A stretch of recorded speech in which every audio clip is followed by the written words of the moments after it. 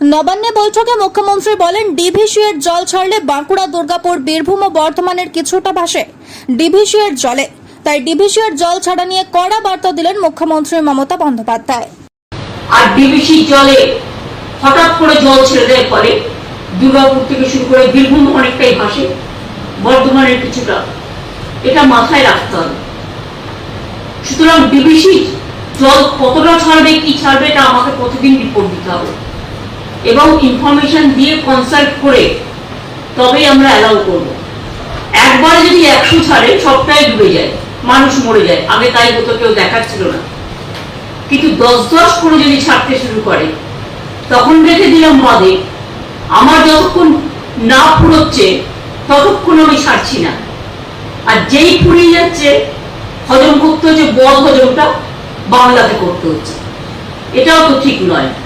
তারও একটা সিস্টেম করতে হবে। সে যখনই দেখবে তার 75 to 80% ভরে যাচ্ছে, তখন থেকে যদি অল্প অল্প কিছু ছাড়ে তাহলে কিন্তু প্রবলেমটা হয় না। কিন্তু প্রবলেমটা হয় তার কারণ ওরা একদিনও ড্রেজিং করে না।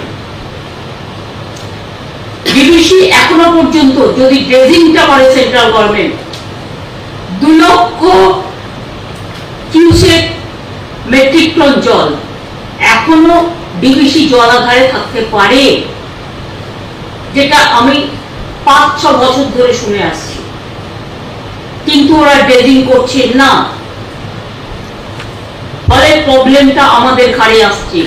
এটা বর্ষা সবে নেমেছে, ইমিডিয়েট আমি ইরিগেশন ডিপার্টমেন্টকে বলবো, talk to irrigation ministry and to tell them যে ডিভিসি রিসিলটেশন এগুলো করা উচিত, ইমিডিয়েট করা। ডিভিসি ডিসিশন নেবে ওরা আর ভোগ করবো আমরা, এটা কখনো হতে পারে।